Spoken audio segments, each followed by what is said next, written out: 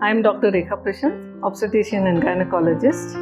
In this video, I will be talking about cervical incompetence. Cervical incompetence is the inability of the uterine cervix, that is the mouth of the uterus, what we call, to retain the pregnancy inside the uterus in the second trimester of pregnancy, in the absence of any signs and symptoms of clinical contractions of the uterus or in labor or both. These patients usually present with repeat abortions, like abortions in the subsequent pregnancies few weeks or months earlier than the previous one. Repeated abortions, especially in the mid-trimester, that is, every abortion is earlier than the previous one. These abortions are painless abortions, especially if diagnosed at an early stage, can be treated and the abortions can be prevented. The important tool for diagnosis of this cervical incompetence is ultrasonography, or what we call it as scanning. Especially the transvaginal ultrasound gives us an accurate diagnosis to the cervical length, by which we can diagnose the cervical incompetence. The causes for the cervical incompetence can be both congenital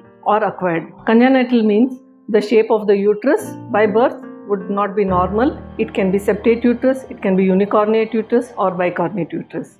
Or it can also be acquired, wherein there are cervical tears due to previous deliveries or abortions or due to obstetrical trauma. Also, it can be due to the conization of the cervix, which is a treatment for a long cervix. Ultrasound reveals the length of the cervix when it is less than 25 mm, or if the internal os is open, in which figure like funneling of the cervix is seen. It can also be diagnosed in the pre-pregnancy period, that is in between two pregnancies, by using what we call it as number 8 Hegar dilator, which when introduced inside the cervix, without resistance it can be put inside the cervix, and this concludes the diagnosis of cervical incompetence.